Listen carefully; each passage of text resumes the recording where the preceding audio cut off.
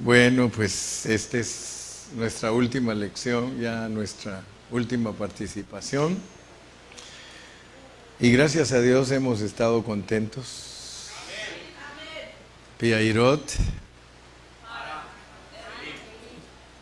Maralim. Ya vimos a Ramesés, Sucot, Etam. Entonces ahora Piairot Mara Elim. Yo creo que no se nos va a olvidar y es nuestro crecimiento espiritual. Si ustedes ven allí en la pasta dice, las primeras 6 jornadas cubren a los niños en Cristo. Así que, aunque estas jornadas aparentemente nos hacen ver que estamos creciendo mucho, en realidad todavía estamos como niños en ellas. Después vamos a estar estudiando las otras 6 y así sucesivamente hasta que entendamos las 42 generaciones. Pues uno se pone alegre cuando recién llega, pero ya cuando le toca irse. Pero mañana todavía nos toca la recreación. Mañana es comer y comer y comer. Ya comimos la comida espiritual, mañana nos dan de comer mucha comida física. ¿Ay? Y vamos a estar alegres. Yo sé que ustedes apartan ese día de la recreación, lo planifican con mucho tiempo, ¿verdad? No vayan a mandar el comal con el pastor porque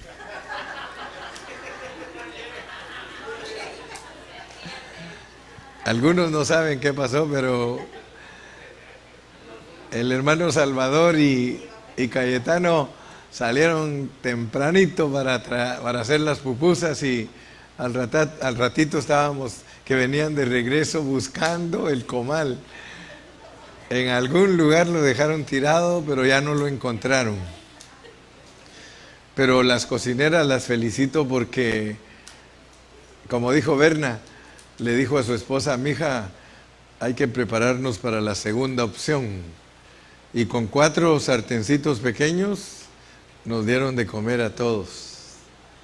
Unas pupusas, pero sabrosísimas, ¿verdad? Hay hermanas mexicanas que hacen las pupusas mejor que las salvadoreñas, ¿verdad? Pero no se vayan a sentir mal las salvadoreñas, ¿verdad? ¿Dónde está la hermana Lupita? ¿No vino? Mire. Pero sabrosísimas pupusas. Me encantaron esas de que sí, las de chicharrón, pero esa que estaba con camaroncito y espinaca. Qué sabrosa esa, nunca la había comido con espinaca y camarón. Dios bendiga a las hermanas. Entonces abrimos nuestro folleto en la página 59. Página 59, Piairot. Y es números 33:7. Algo que quiero que leamos, mire, localidades fronterizas, boca o puerta de la libertad. En el segundo párrafo dice: para nosotros son acontecimientos espirituales típicos de las primeras jornadas. No quiere decir que más adelante no pueden darse de nuevo. Es de suma importancia que cuando estemos estudiando estas jornadas tengamos un mapa para estar consultando los lugares y saber nuestra posición en el viaje. Ellos salieron de Ramesés y pasaron a Sucot y después a Etam. Esto que se llama en el mapa desierto de Shur. Yo creo que no nos pueden poner el mapa ahí, ¿verdad? No hay forma en la pared, no, ¿verdad?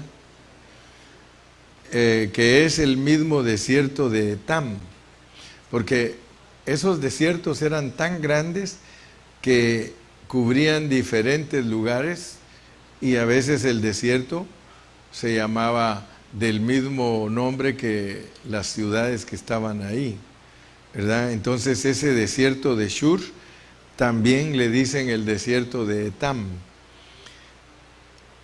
Y al final de sus Biblias ahí está eso. Entonces vamos a ver, para que conste en sus Biblias, que se trata del mismo desierto. Todo esto lo podemos ver en Números y lo podemos comprobar con Éxodo. Vamos a ver que ahí en Éxodo 13 y en el 14 está Piahirot. Pero como estamos viendo que salieron de Etam hacia Piahirot, entonces vamos a identificar bien ese desierto.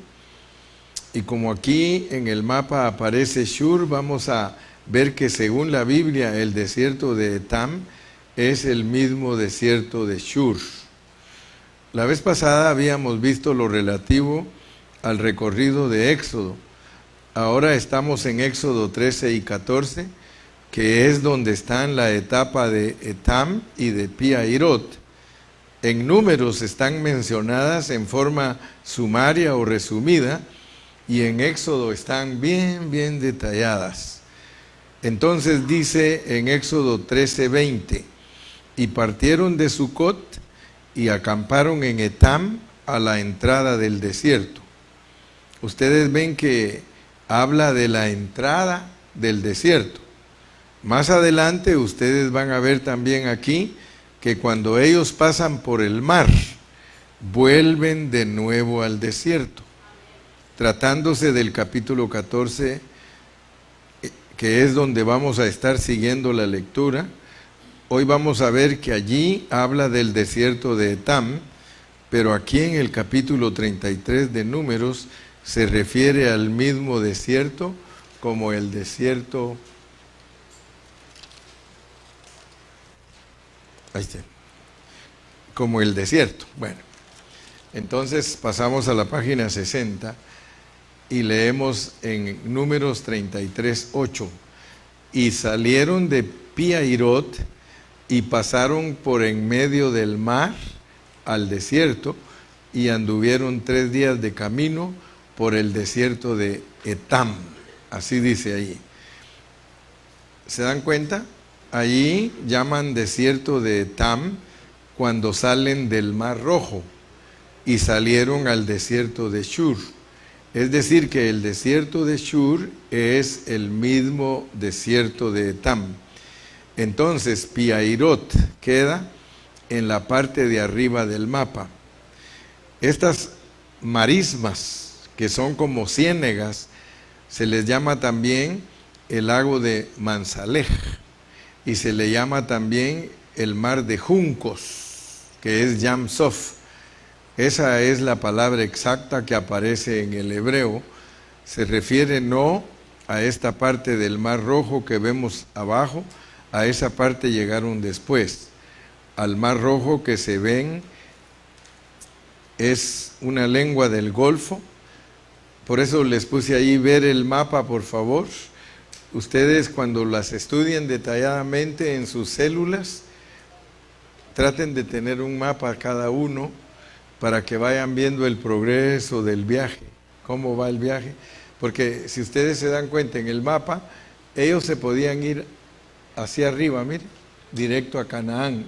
Aquí está Ramesés y ellos podían irse aquí directo a Canaán. O sea que significa que si Dios quisiera que nosotros maduremos bien rápido, también lo puede hacer. Y esa travesía de ahí de Egipto para Canaán se hacía en 11 días. Pero ellos bajaron desde allá y se forma una V pequeña. Y tomaron 40 años para llegar. Ahora, ¿qué podemos entender nosotros de que Dios nos muestra que hay un viaje que lo podríamos hacer en 11 días y lo resultamos haciendo en 40 años? Entonces lo que nos quiere enseñar Dios con eso es que si Él quisiera, Él nos podría madurar así bien con carburo. Nos podría madurar. pero no nos haría bien, porque si nosotros fuéramos transformados bien rápido, nosotros daríamos más problemas en la iglesia, porque entonces nos creeríamos mucho más que los hermanos, que otros, ¿verdad? Y Dios no quiere que nos creamos más que otros hermanos, sino que todos juntitos como pueblo vayamos creciendo poco a poco hasta que Cristo se forme totalmente en nosotros. Amén. Entonces acuérdense siempre que ese hermanito, esa hermanita que está ahí sentadita y sentadito a la par tuya, también Dios con mucha paciencia está trabajando Dios con ella y contigo. Entonces tengámonos paciencia los unos a los otros. Miren, yo pienso que nosotros nos complicamos la vida a nosotros mismos, ¿verdad? Porque somos muy impacientes, somos poco tolerantes, no somos flexibles. Cualquier cosita que hace nuestro hermano, nosotros estamos como prestos para criticar y para censurar y decir, ¿verdad? La vida de la iglesia es una vida corporativa donde todos vamos viajando juntos. Por eso nos ponen al pueblo de Israel como ejemplo, para que aprendamos que tenemos que ir caminando despacito todos, poquito a poco, ir juntos. Entonces pasemos al punto de una estrategia de Dios y las experiencias del pueblo. Estamos en la página 60. Una estrategia de Dios y las experiencias del pueblo. Para entender un poco mejor el contexto de Pi-Hahirot, vamos a Éxodo capítulo 14, donde encontramos el desarrollo y la explicación de lo que está resumido en Números 33:7. Es decir, que en Números la palabra se limita a decir, salieron de Etam y volvieron sobre Pi-Hahirot. Bueno, ahora ya ustedes saben dónde está Etam, ya vimos que está en el desierto de Shur. Entonces Éxodo amplía los detalles. Noten esa parte, ellos venían de Ramesés a Sucot y luego a Etam. Vemos que ellos, en vez de seguir inicialmente esta ruta hacia abajo, aparentemente se devolvieron. Fue un despiste que ellos hicieron. Ellos subieron de nuevo, volvieron, esa vuelta fue hacia el norte, volvieron hacia Pi-Hahirot, se volvieron. Ustedes saben que Moisés había sido entrenado por Dios como militar 40 años en la corte de Faraón, y después Dios lo entrenó otros 40 años en el desierto, y justamente era porque 40 años después tenía que andar con el pueblo.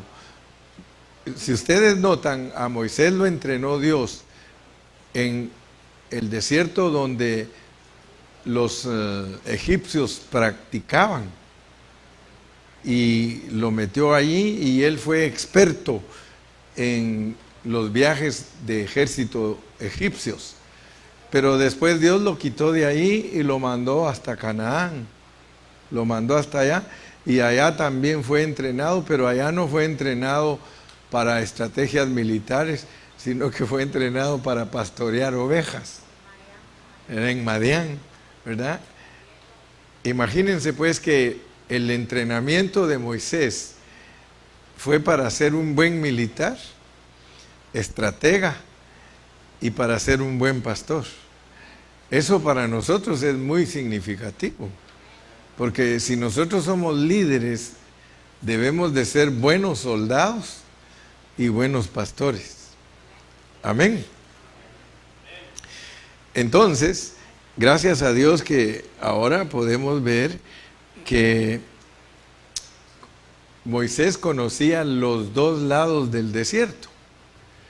Eso era muy importante para él, conocer los dos lados del desierto, porque en un lado del desierto él sabía pelear y en el otro lado del desierto él sabía pastorear, pero Dios no lo escogió cuando era un buen soldado, lo escogió hasta que fuera un buen pastor. Entonces, Dios nunca los puso a caminar una ruta normal, sino que tenía planes, como le decimos los mexicanos, planes con maña. Dios tenía planes con maña para su pueblo. Ellos no tomaron la ruta normal, la ruta directa de ese camino a Palestina, el camino al país de los filisteos, y tampoco tomaron esa ruta directa de Ramesés a Sucot bajando. Ellos bajaron después. Ellos se regresaron hacia arriba, por eso dice que volvieron a Pi-Hahirot.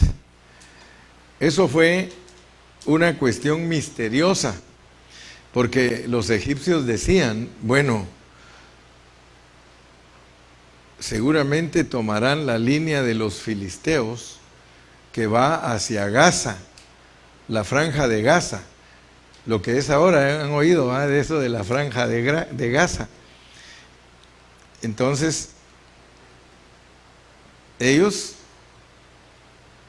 creían, los enemigos, que ellos iban a tomar la línea del sur, la línea de Sinaí, pero Dios hizo otra obra misteriosa, pero era para confundir a los egipcios, ¿verdad? Y les tendió una trampa. Pero claro que mientras Dios les estaba tendiendo una trampa a los egipcios, el pueblo está en esa frontera y estaban experimentando algo para conocer a Dios. Es decir, a veces parece que Dios permite que el diablo te ponga en una situación donde tú sabes qué hacer, pero es justamente para Dios mostrar su poder y hacer Él las cosas. Nosotros hasta aquí, cuando estábamos en el mundo, estábamos acostumbrados a hacer nosotros mismos las cosas, y ahora parece que nos entregamos al Señor, pero de pronto parecía que antes nos iba muy bien, pero cuando me entregué al Señor como que perdí el negocio, perdí la casa, perdí mi trabajo. Entonces empiezan a resultar problemas que nosotros mismos decimos, bueno, para estar así mejor volver atrás, ¿verdad? Y yo sé que la experiencia de todos ustedes y de mí es que cuando nos decidimos servir a Cristo, las cosas no salen bien. Mire, usted tiene que aprender a conocer las estrategias de Dios, porque a veces nosotros no entendemos las estrategias de Dios y creemos que es el diablo, ¿verdad? Fíjese, cuando más contentitos están los esposos,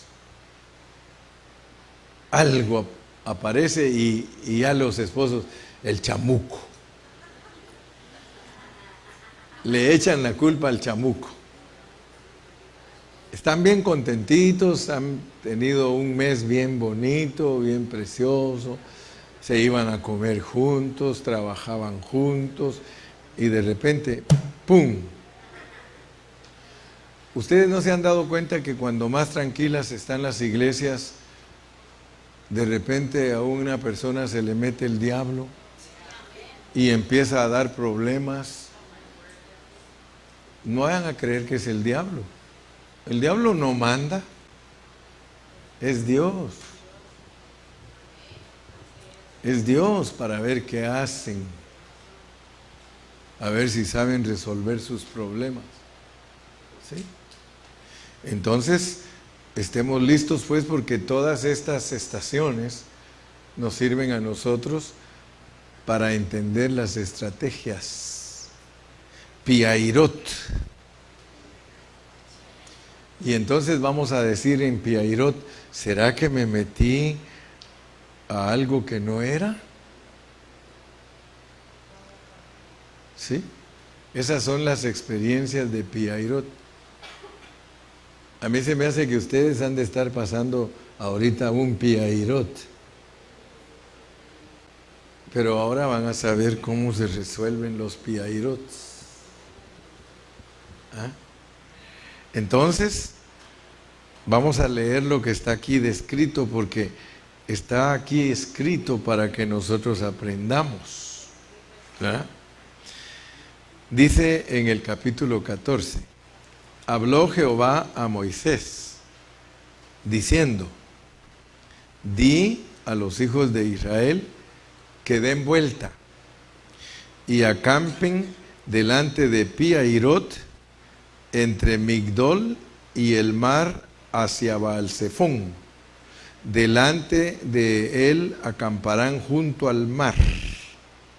Es decir, pareciera que tomaron una dirección absurda: quedar atrapados entre los egipcios y el mar. Por favor, pongan atención, hermanos. Vuelvo a repetirles, el diablo no decide nuestro Piairot. El que decide nuestro Piairot es Dios.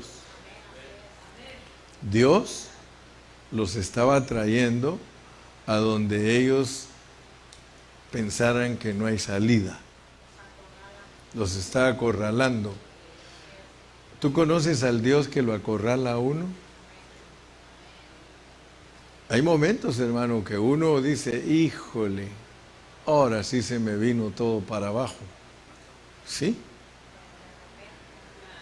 A los ojos humanos, eso equivale a salir de las seguridades del mundo y confiar en un Dios invisible que no conocemos y que apenas empezamos a conocer. Un creyente maduro ya ha conocido durante muchos años la fidelidad de Dios y sabe que esa es la dirección correcta. Pero un creyente nuevo al principio no entiende cómo es útil tomar algunos riesgos en fe. Al creyente más maduro ya le es común que viva en la fe, pero no al creyente nuevo.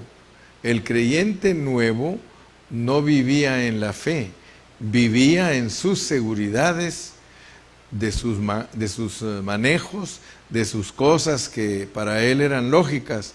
Y ahora Dios empieza primero a llamarlo a salir de su tierra, segundo de su parentela, y ahora ir a una tierra que él no conocía. Entonces esa es la tercera parte. Salir de una tierra es ser peregrinos, es hacer enramadas, Sucot. Salir de su parentela equivale a Etam, pero ahora le dice sobre ir a una tierra que él no conoce, como Abraham, que dice salió sin saber a dónde iba. ¿Cuántos de nosotros sabemos que cuando aceptamos a Cristo nosotros no sabíamos a dónde íbamos, pero él sí sabía?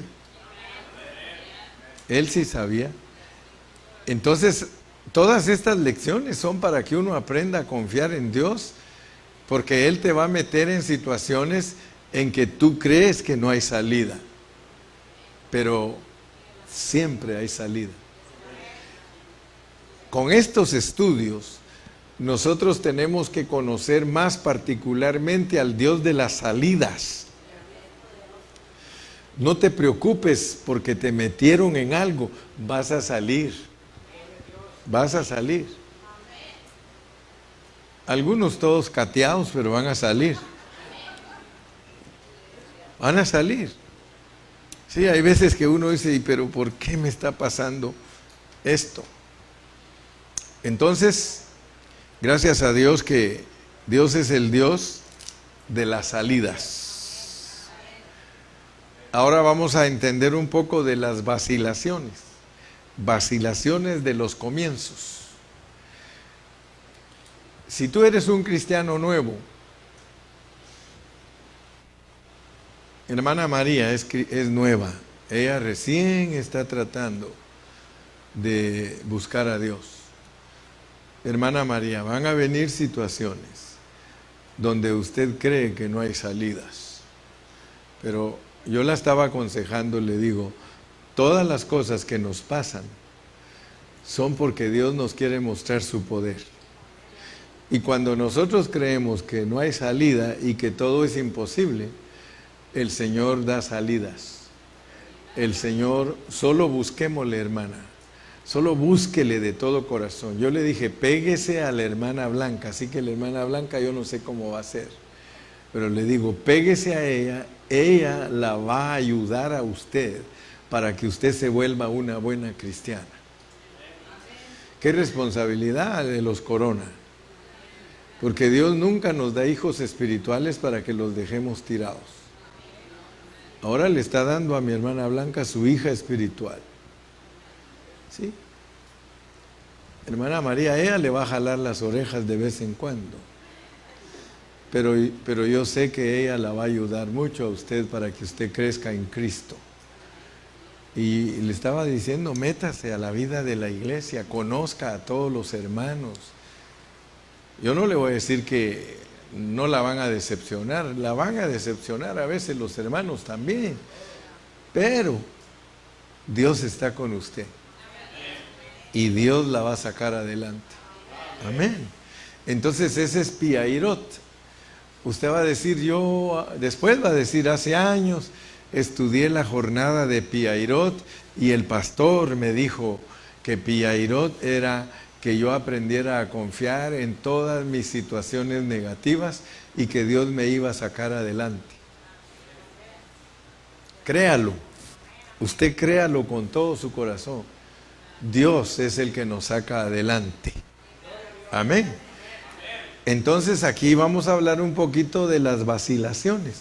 Como que uno vacila y dice, ¿qué será esto? Al principio, cuando el creyente está empezando a caminar con Dios, experimenta que no sabe qué hacer, no sabe a dónde va, no sabe lo que está pasando y a veces piensa que se equivocó y que mejor tiene que volver a lo anterior. Miren, es bien importante que nosotros como iglesia ayudemos a nuestros hermanos nuevos. Les voy a contar una anécdota. Había una hermana que siempre oraba por su esposo para que él llegara a la reunión. Y un día él se decidió ir a la reunión. Pero como él no era cristiano, lo que hizo fue que mientras estaba el pastor predicando, él se puso a ver su celular. Y se puso así, ahí estaba viendo su celular. Y los hermanos que estaban alrededor de él lo empezaron a regañar. Y él ni era cristiano. Usted, mire, ponga atención, hombre. Mire, en vez de estar poniendo atención a la predicación, se pone ahí a textear y todo. Y entonces dice que le dijo a su esposa, nunca más voy a volver a tu iglesia porque ahí todos regañándome, dice, solo porque estaba viendo mis textos y se ponen todos a regañarme si ni me conocen. ¿Así? Y entonces el siguiente día le dijo a ella, vete tú a la iglesia y yo me voy a ir al bar. Y se fue al bar. Y ahí estaba sentadito y botó el vaso. Botó el vaso con la bebida. Y viene la mesera y le dice, don't worry. Ay, yo limpio y todo. Y le dijo, no te preocupes, le dije a la compañera, dale otro trago y no tiene que pagar, se lo vamos a reponer.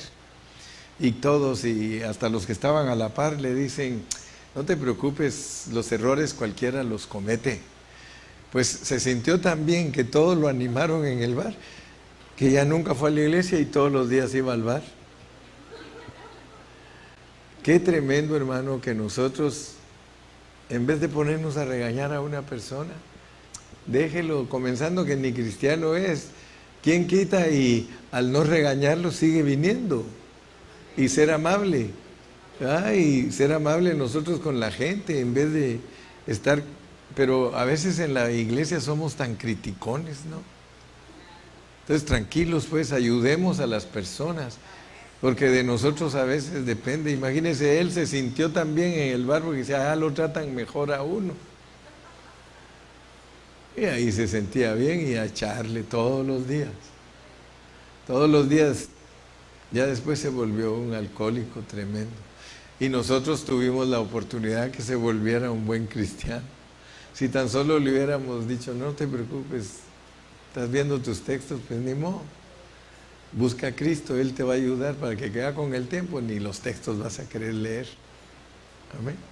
Entonces al principio nosotros no sabemos qué hacer. Nosotros vacilamos, ¿sí? Fíjese cómo le puse aquí. Nunca le visitaban los mormones ni las sectas heréticas, pero tan pronto le evangelizaron, empieza a venirle toda clase de confusiones, ¿no es cierto? Sí, fíjese que cuando no era cristiano, ni lo visitaban ni los mormones, ni los testigos de Jehová, ni le decían nada, y de repente empieza a ir a la iglesia y aparece que el compañero de trabajo, no hombre, no vayas ahí. No, ahí te van a confundir, te van a lavar el coco. Y entonces no haya ni para dónde agarrar. Dicen, ¿será que me voy? Por ejemplo, los vecinos de Berna han venido aquí.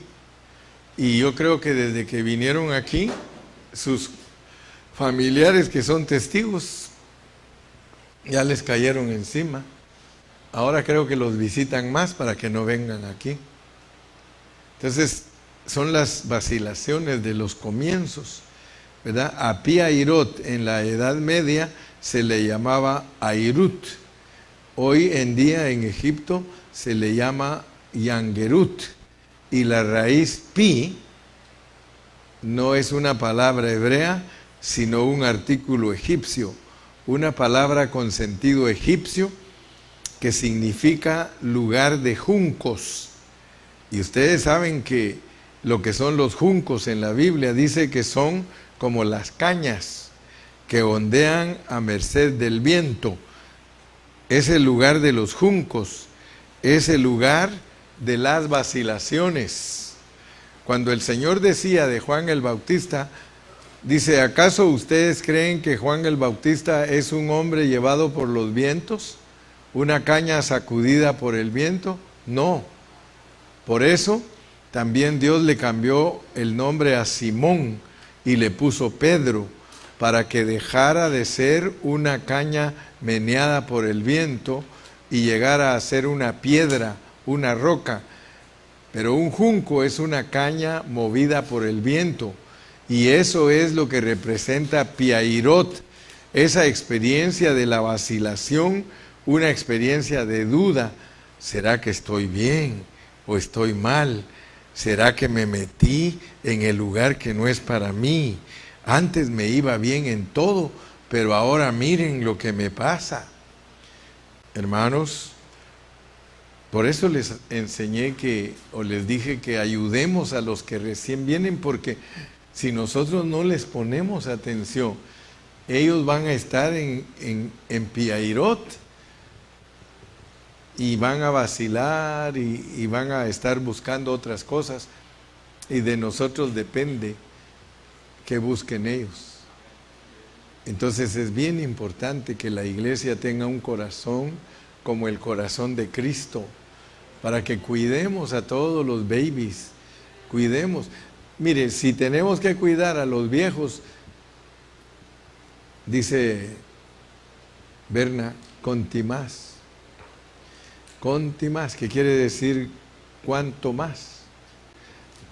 No debemos cuidar a los nuevos. Amén.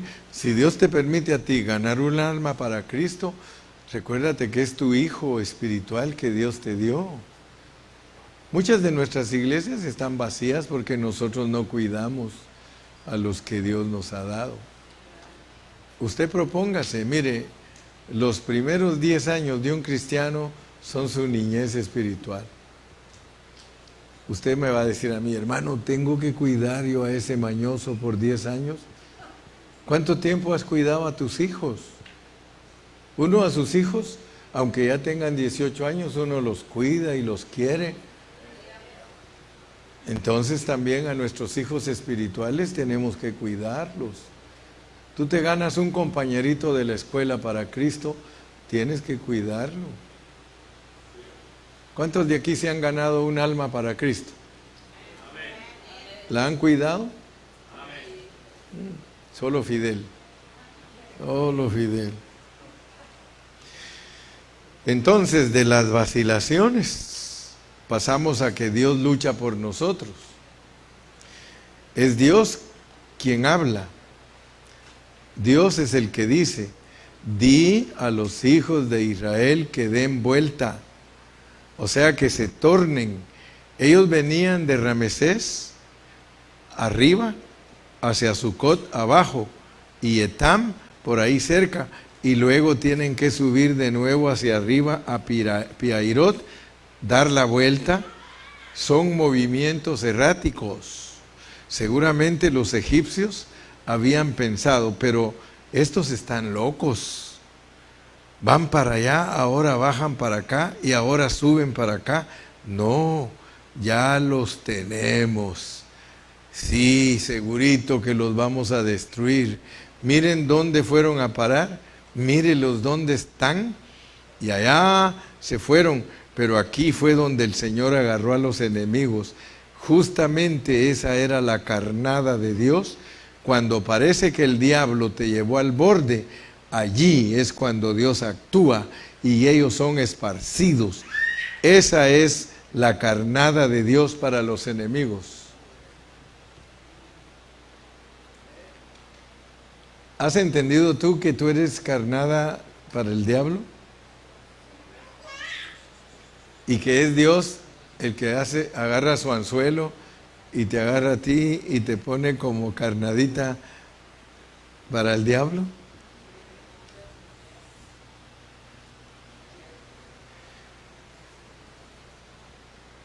¿Se acuerda que a un discípulo dijeron, te han pedido para zarandearte? ¿A cuántos les gusta el pescado zarandeado? El pecado zarandeado, ¿eh? ¿A cuántos les gusta el pescado zarandeado? Imagínense, y a nosotros Dios nos quiere zarandear. Y nosotros creemos que el enemigo es el que está haciendo cosas contra nosotros y que si es Dios el que quiere probar qué sazón tenemos. Porque algo que es clave es de que cada salida es cuando ya estás sazonado. Nunca te saca Dios de una jornada a otra si no estás sazonado. Las jornadas son para sazonarnos. Ya cuando el Señor mira que esa jornada no te afecta en nada, te manda a otra. Amén. Dice, porque Faraón dirá de los hijos de Israel, encerrados están. Mire lo que iba a decir el diablo. Encerrados están en la tierra, el desierto los ha encerrado. Pues el diablo los vio a ellos en una situación difícil y el diablo dijo, los he encerrado. Mire cómo dice mi hermana Gloria, ¿qué hace el diablo?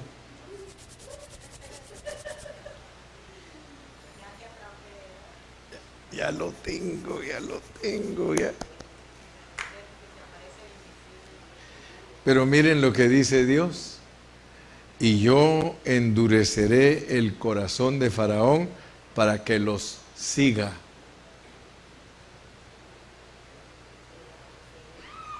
El diablo, hermano, Dios lo tiene endurecido para que nos moleste. Lo endurece, hermano.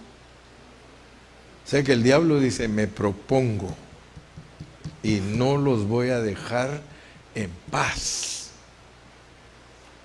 Pero Dios dice que va a ser glorificado en Faraón y en todo su ejército, y sabrán los egipcios que yo soy Jehová.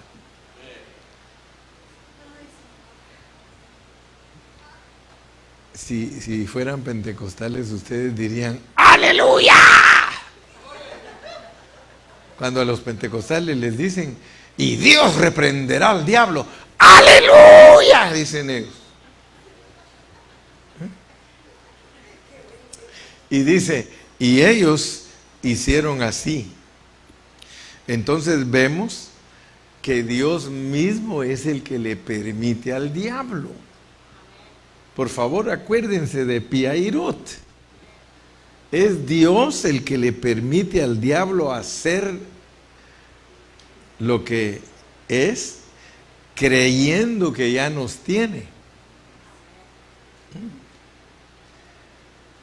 O sea que Dios, miren cómo trabaja Dios, hermanos, y conozcan la mentalidad del diablo. El diablo cree que cuando Dios nos pone en una situación difícil, que ya nos tiene. ¿Sí? Se saborea. Él cree que ya lo tiene a uno, mire. En el momento difícil cree que ya nos agarró. Dice, ya los tengo. Cuando todo parecía estar en bandeja para el diablo, allí el Señor dice, yo soy yo. Todavía el pueblo no. Todavía Israel no lo entiende bien. Pero los egipcios lo entendían muy bien. Los demonios saben qué fue lo que pasó. Son experiencias fronterizas. Y dice, y fue dado aviso al rey de Egipto que el pueblo huía, y el corazón de Faraón y de sus siervos se volvió contra el pueblo, y dijeron, ¿cómo hemos hecho esto de haber dejado a ir a Israel para que no nos sirva? Es la resistencia, es la lucha de los demonios para impedir el avance de lo que están comenzando en su caminar. Ese es el conflicto. Y unció sus carros, y tomó consigo su pueblo, y tomó 600 carros escogidos, y todos los carros de Egipto, y los capitanes sobre ellos, y endureció Jehová el corazón de Faraón, rey de Egipto, y él siguió a los hijos de Israel, pero los hijos de Israel habían salido con mano poderosa. Más mayor es el que está en nosotros que el que está en el mundo, hermano, de veras. Él no puede hacer nada si Dios no le da permiso. El enemigo, entonces a veces tenemos luchas, pero tenemos que estar convencidos, hermanos, que si Dios manda al diablo a producir luchas para nosotros, es porque Él se quiere glorificar sobre el diablo. Él no nos está mandando el diablo para destruirnos. Él está mandando el diablo para pulirnos. Miren la historia de Job. El diablo le decía a Dios, lo acusaba, le decía, Él te sirve porque lo has rodeado de bienes. Yo quiero que tú sepas pues cómo piensa el diablo, porque cuando empiezas a tener así la vida bien bendecida, bien holgadita, hay dinero para todo, ¿verdad? Porque yo les expliqué en las lecciones de las generaciones, hablando de José, ¿verdad? Hablando de que Dios muchas veces nos provee bastante, hasta más de lo que necesitamos, ¿verdad? Y de repente el diablo, al ver que estamos prosperados, empieza a decir, ellos te sirven a ti porque todo les sale bien, pero apriétales. Y lo que estaba proponiendo el diablo era que lo usara a él, porque le dijo, ok, pues quítale. y fue profundizándose y profundizándose. ¿Y qué hizo Dios? Glorificarse. Glorificarse. Dios se glorificó, pero pensemos o aprendamos cómo piensa el diablo de nosotros. ¿Cómo piensa el diablo de nosotros? El diablo piensa de nosotros que nosotros le servimos a Dios porque nos da de todo. Entonces ten cuidado pues, porque entre más te da, más acusación.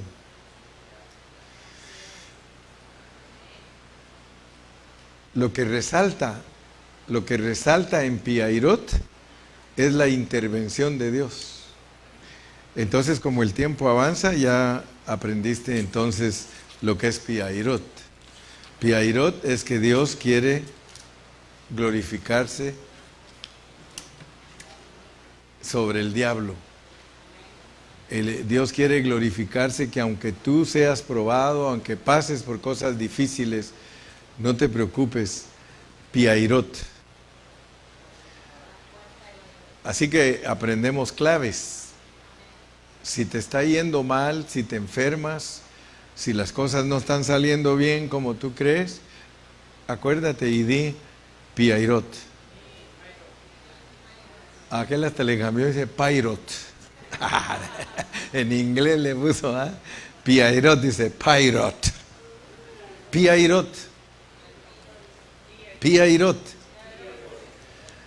Cuando tú te acuerdes y digas Piairot, lo puedes decir cuando te esté probando Dios. Cuando le permita al diablo que te tiente, cuando le permita al diablo que haga acechanzas contra ti, solo di Piairot. Estás diciendo, mi Dios se va a glorificar. Bien. Entonces entramos a Mara. Mara. Ya saben que ¿a qué horas terminamos? A las 7 terminamos, ¿verdad? Mara. 33:8, salieron de Piairot y pasaron por en medio del mar al desierto y anduvieron 3 días de camino por el desierto de Etán y acamparon en Mara. La experiencia de las aguas amargas. Segundo párrafo, uno piensa así, ahora que me convertí al Señor, desde este momento todo va a ser fácil, ahora voy a ser feliz, ahora no voy a tener ningún sufrimiento, ninguna sequedad, pero el Señor nos conoce y sabe lo que necesitamos. Entonces, no siguieron de largo por el llamado camino de Horus o Palestina, sino al desierto. Mara es la nueva estación y ahí se llama entonces el capítulo de hoy, Mara. Luego dice, salieron de Mara, pero nosotros todavía tenemos que detenernos y entender un poquito de lo que significa en nuestra experiencia espiritual Mara. Entonces pasemos a Éxodo, al capítulo 15, versículo 22 hasta el 26. Esa es la parte del libro de Éxodo que se corresponde con la estación Mara. En Números está mencionada en forma rápida, pero aquí en Éxodo 15, versículos del 22 al 26, está descrita en detalle esa experiencia. Leamos este pasaje del Éxodo para ver qué fue Mara. 22. E hizo Moisés que partiese Israel del mar Rojo, es decir, en el hebreo, el mar de cañas o mar de juncos, y salieron al desierto de Shur, el mismo desierto de Etam, y que se llamaba Etam por causa de Edom. Ese era dominio de los beduinos, edomitas, por eso se llama Etam. Y anduvieron 3 días por el desierto sin hallar agua. Llama la atención esa frase, sin hallar agua. Uno pensaría que Dios lo haría todo fácil desde el principio, pero hay una frasecita que vamos a encontrar aquí en unos versículos más adelante que dice, ¿por qué Dios no lo hace fácil desde el principio? Al principio uno empieza a buscar al Señor y tiene momentos de gran gozo, pero tiene también momentos de sequedad. Y uno dice, ¿por qué no me siento tan bien? Yo he conocido hermanos que por mucho tiempo fieles. Hay hermanos aquí que yo venía antes y siempre fieles, y siempre fieles. Y de repente ya le digo yo, calle, ¿y qué se hizo fulano? ¿Y qué se hizo la fulana? No vienen. No se oye, padre. No vinieron hoy. Pero ¿han notado ustedes que muchos hermanos bien desanimados? Ni siquiera se les ve que tengan devoción, no se les ve que tengan deseos de buscar a Dios. Se enfrían totalmente, de una vez, se apartan. Fíjese que hay hermanos que antes Dios los miraba tan gozosos, hasta los podría mencionar por nombre, tan gozosos. Venía yo y aquí estaban.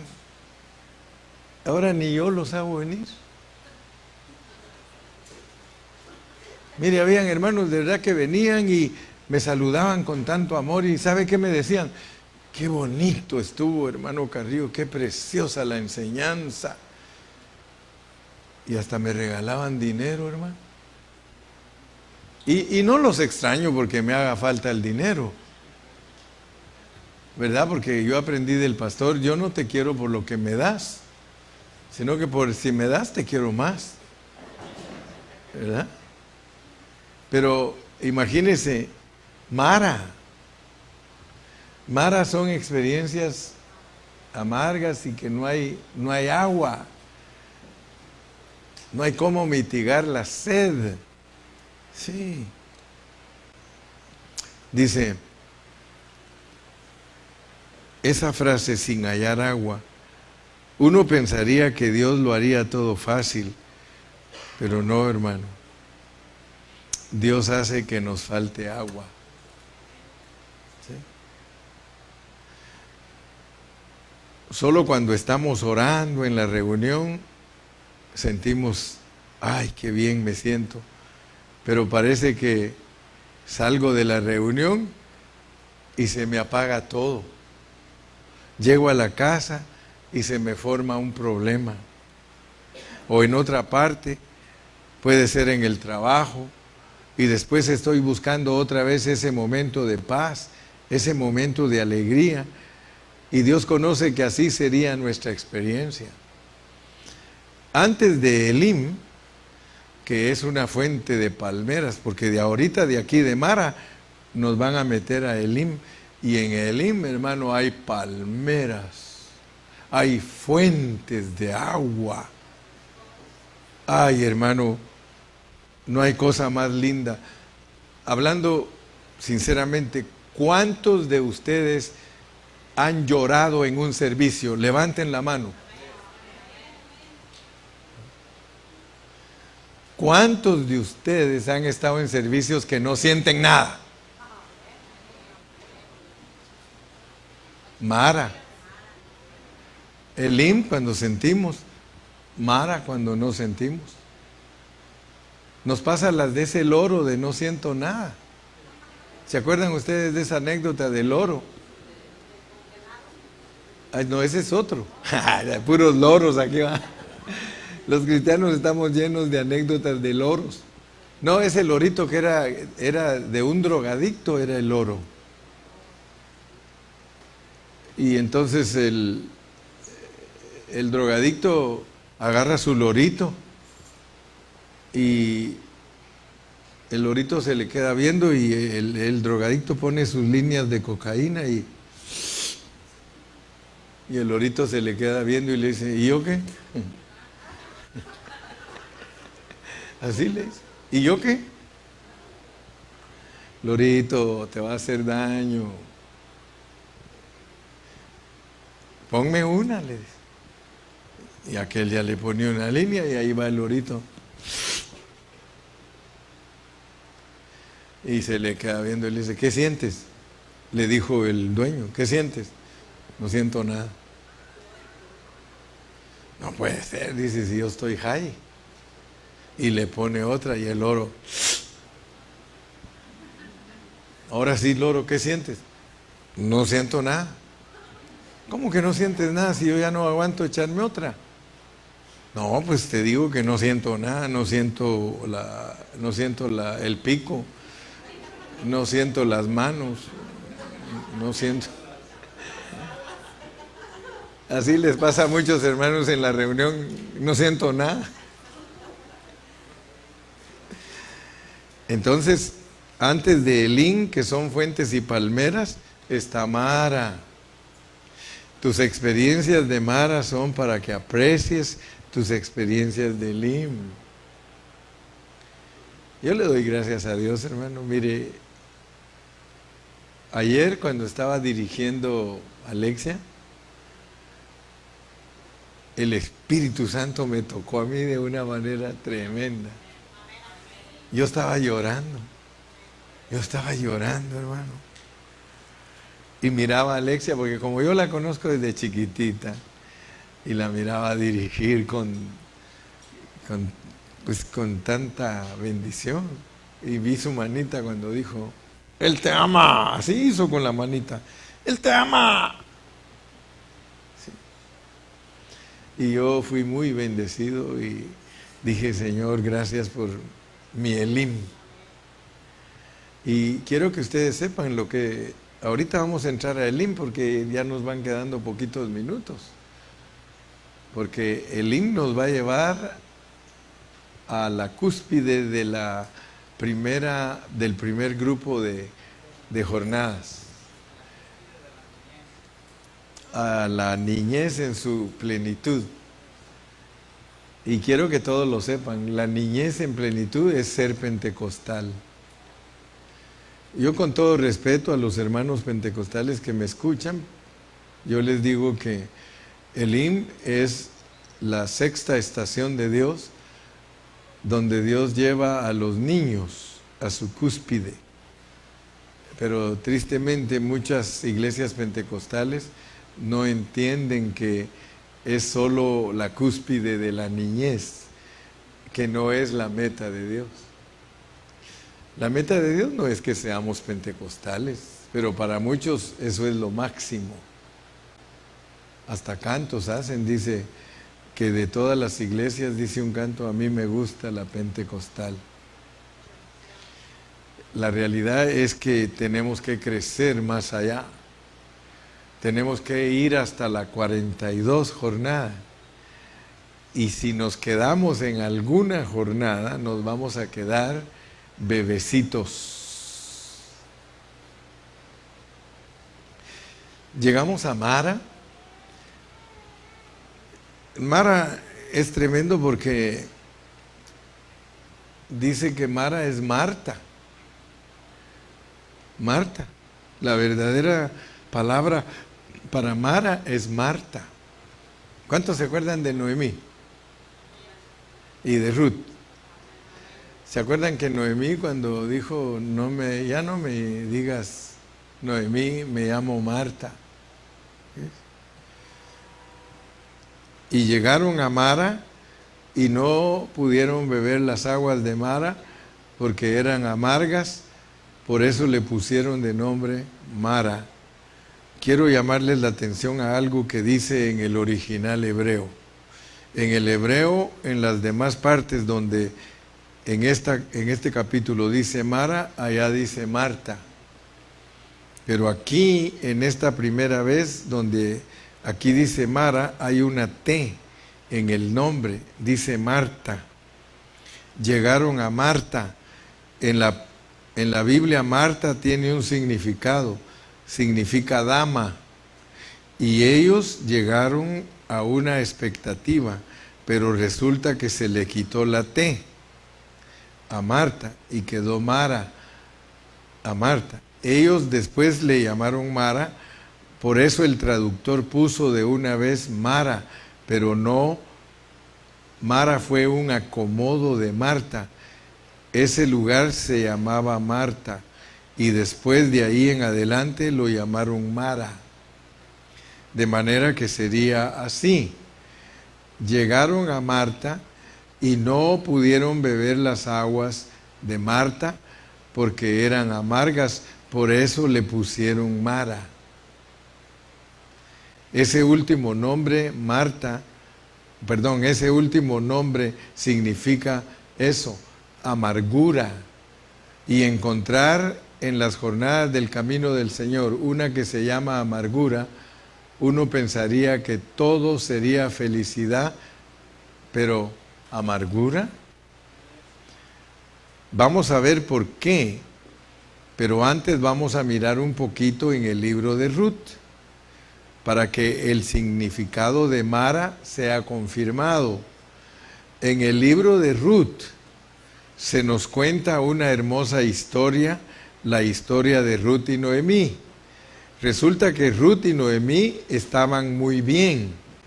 Primero Noemí se casó con Elimelec y se fue para Moab y estuvieron muy bien durante un tiempo.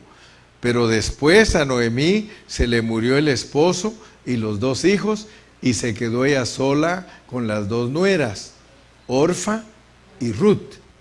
Entonces empezaron a pasar una situación difícil y ella resolvió regresar a su pueblo. Y Orfa viene con ella y también Ruth, pero Orfa decide regresarse.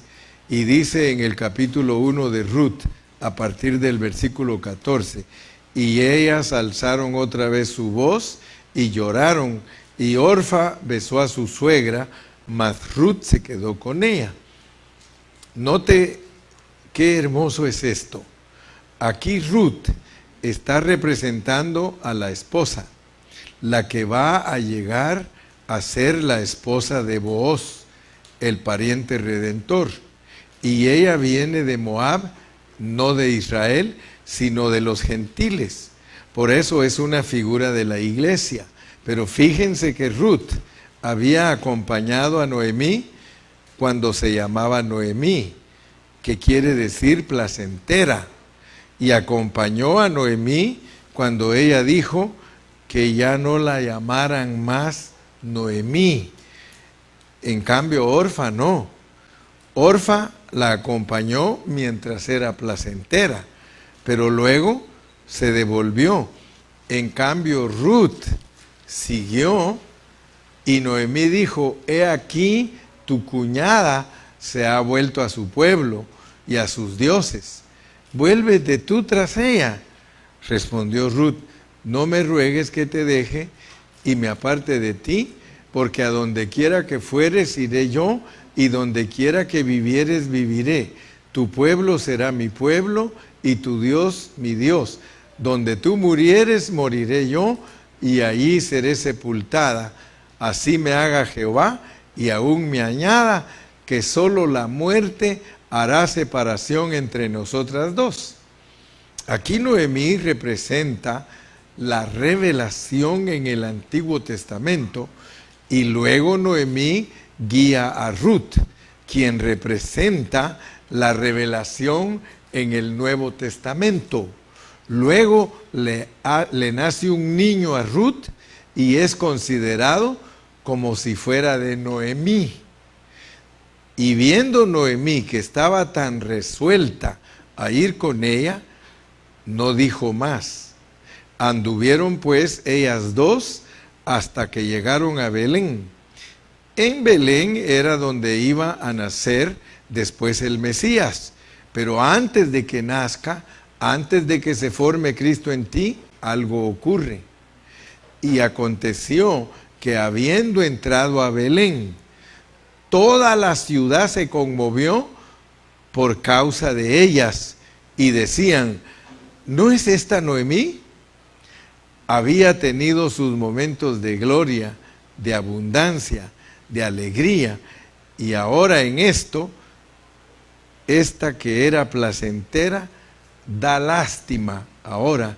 Y ella les respondió, no me llaméis Noemí, sino llamadme Mara, porque en grande amargura me ha puesto, ¿quién?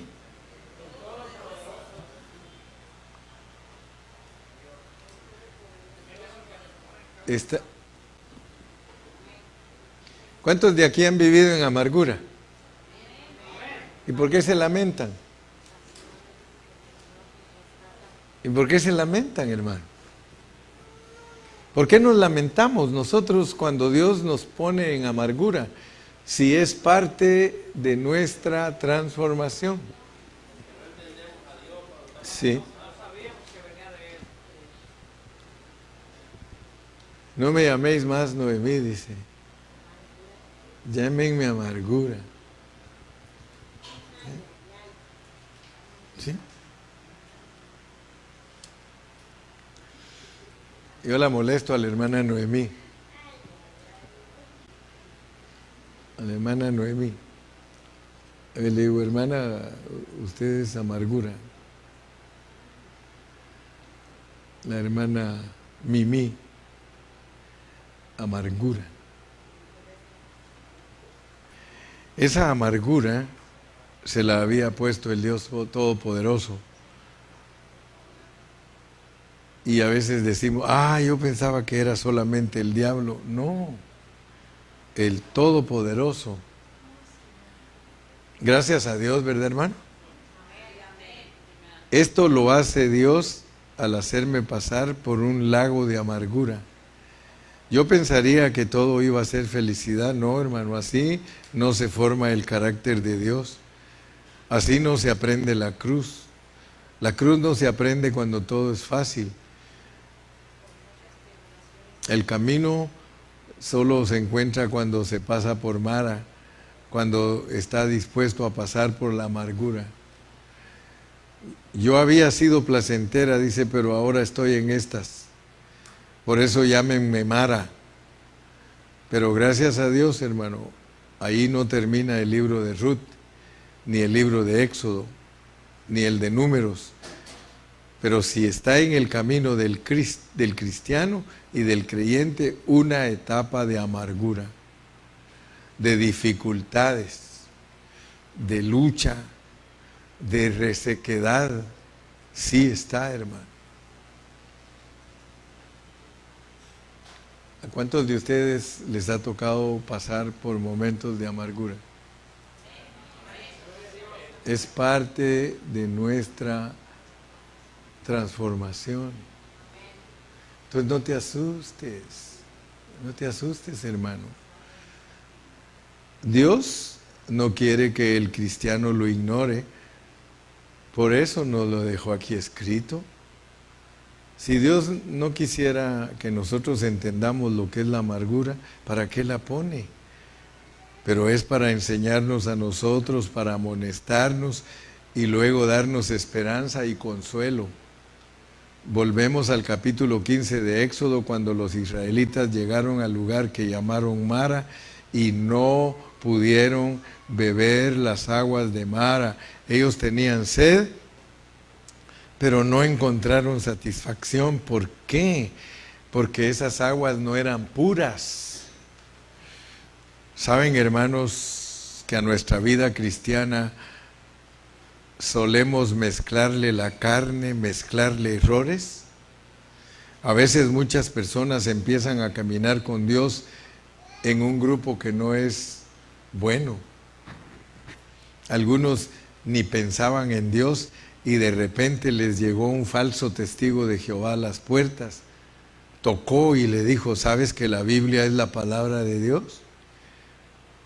Pues mire que dice que hay guerras y rumores de guerras, y mire lo que Jesucristo profetizó, está sucediendo. El reino está cerca, el milenio se acerca. Pero ¿qué le dicen los falsos testigos de Jehová a la gente? ¿Usted no quisiera que hubiera un reino de paz? Que no hubieran guerras, que no hubiera enfermedad. Mire lo que ¿sabe qué le dice Dios a los que dicen eso? Apártate de mí, Satanás. Por eso es que no podemos creer al mensaje de los testigos de Jehová, porque ellos a toda la gente le dicen que debería de anhelar un mundo sin problemas. Hermanos, si no tuviéramos problemas en el mundo, no hay forma que Dios se glorifique en nosotros. Dele palmas al Señor, hermano.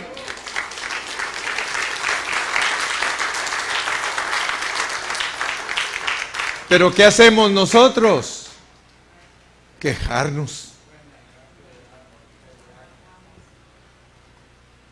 Hermano, cuando Dios te prueba a ti, tienes que entender a través de José. ¿Por qué nosotros no aprendemos, hermano? Nos acusa un hermano en la iglesia de cosas que no hemos hecho. ¿Y qué sucede con nosotros? Nos amargamos, nos afligimos. Dele gracias a Dios que lo acusan, hombre. A mí me gusta cuando me acusan, especialmente si yo sé que es mentira. Digo yo, gracias Dios que me vas a bendecir. ¿Me vas a bendecir? ¿Cuántos se acuerdan de José? Dígame usted si a José no lo acusó una mujer mentirosa. Dígame si no lo acusó una mujer mentirosa. A mí me llama mucho la atención la historia de José. Ya me estaba durmiendo, por eso mejor. Por eso mejor me bajé para acá. No, y todos los miré que se estaban durmiendo. No, pero fíjense pues. Fíjense a José, pues, porque las acusaciones cuando son mentiras, hermano, son una bendición que trae Dios para nosotros. Fíjese que a él, la mujer de Potifar, él le caía bien a ella, porque José era bien simpático, así como yo, pues. No. Él le caía bien a ella. Yo leí la historia en el libro que se llama Jared. Dice que no había hombre más simpático que José. Guapísimo, guapísimo. Y entonces ella, guapísimo, así como el chito, ¿eh? Y dice que como le gustaba tanto a ella quería que él se acostara con ella. Y entonces lo empezó a provocar. Pero imagínense ustedes hasta el grado que llegó, que le quitó la ropa. Le quitó la ropa. Y él tuvo que irse huyendo desnudo. Pues cualquiera le hubiera creído a ella, ¿verdad? Porque si se fue desnudo. Pero imagínense, ¿qué significa eso? Porque él es tipo de Cristo. O sea que Cristo le dejó la ropa a la iglesia. Porque le dijo, la vas a necesitar. Realmente la que necesita la cobertura eres tú.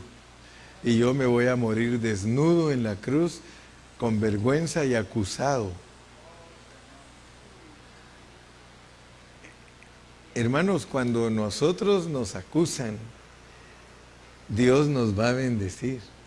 Ustedes no tengan miedo.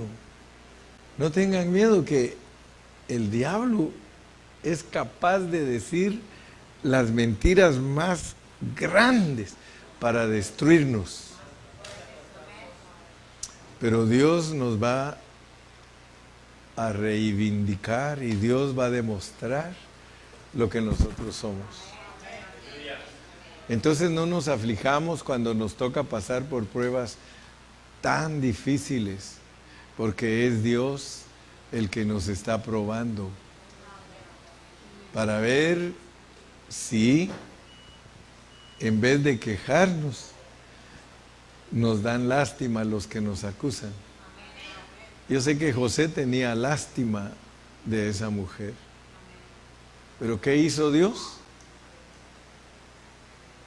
Ella lo acusó y Dios lo hizo bien sabio y aprendió a interpretar sueños.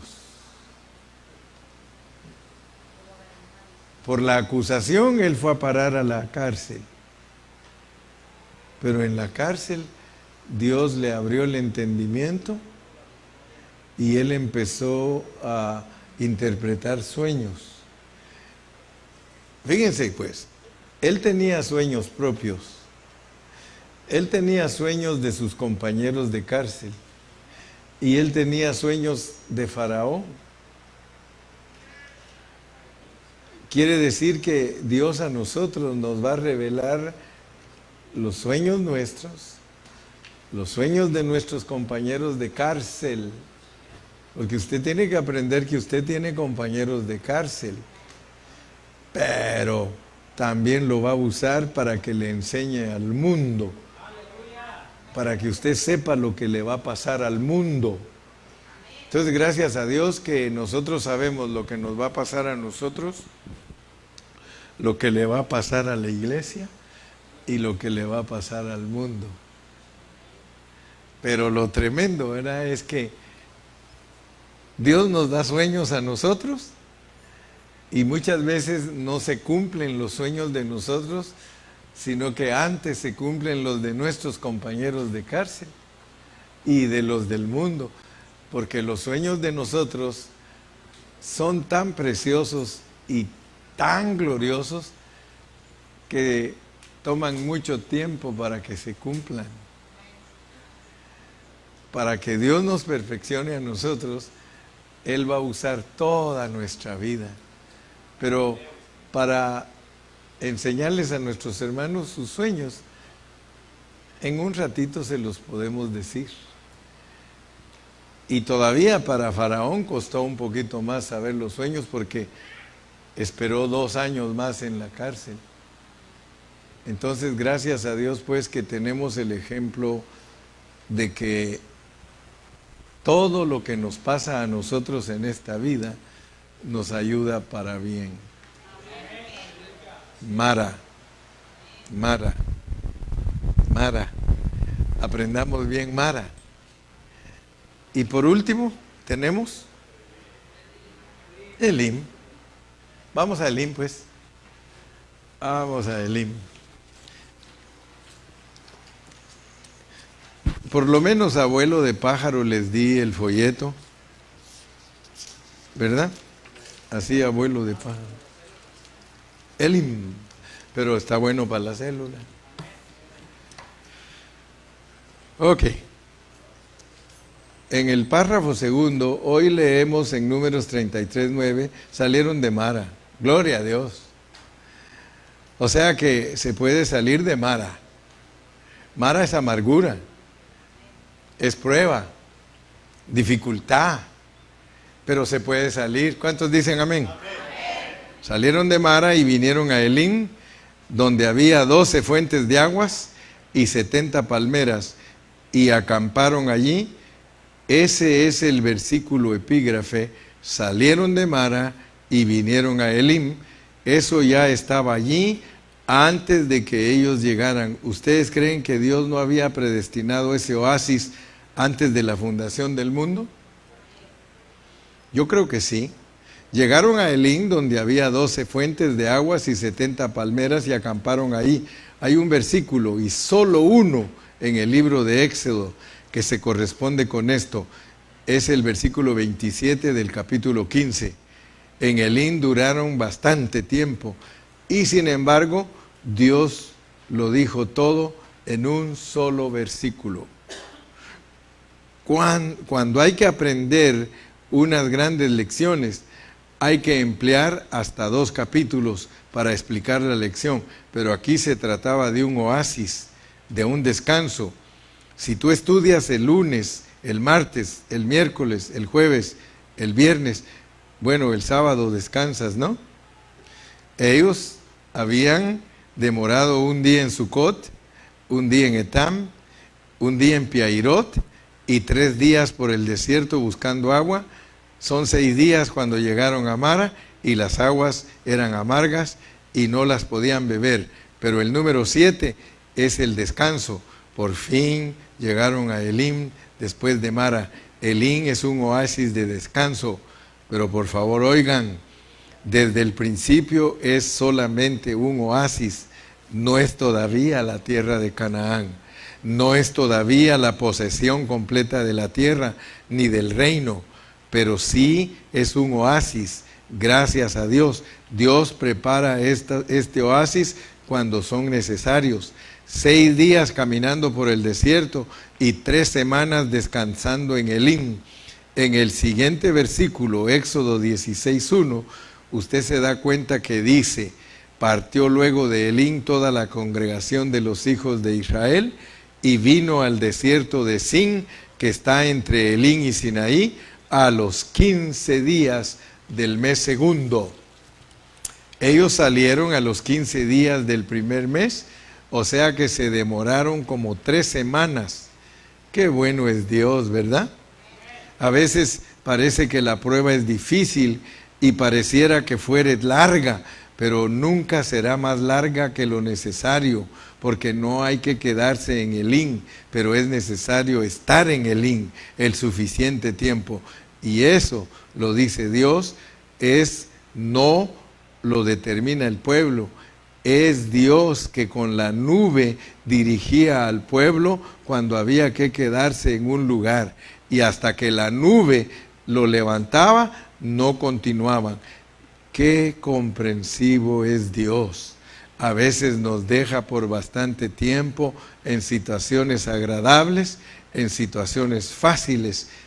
Elim es una situación fácil. Como ya el tiempo se me acabó y ya es la hora de cenar, ustedes por favor lean todo este folleto, estudienlo completo en las células, pero van a descubrir que Elim es el lugar donde Dios nos revela todos los dones del Espíritu Santo, todo lo que es milagroso, todo lo que es, hermanos, gozo y alegría, todo es el Pentecostés. Allí aprendemos el Pentecostés. Pero después tenemos que entender que no es la meta de Dios que la iglesia se quede Pentecostés. Vuelvo a repetir para que todos aprendamos bien. No es la meta de Dios quedarse bautista. No es la meta de Dios quedarse presbiteriano, no es la meta de Dios quedarse católico, no es la meta de Dios quedarse metodista, quedarse en ninguna denominación. Nos podemos quedar y creer que esa es la satisfacción más grande. No somos religiosos, somos personas que entendemos que Dios nos quiere llevar a una madurez total. La madurez total es que Cristo se forme totalmente en nosotros para que seamos los que Dios usa y que disfrutan en plenitud a Cristo, que es poseer la tierra prometida. Que Dios me los bendiga. Muchas gracias porque tuvieron la paciencia de escucharme.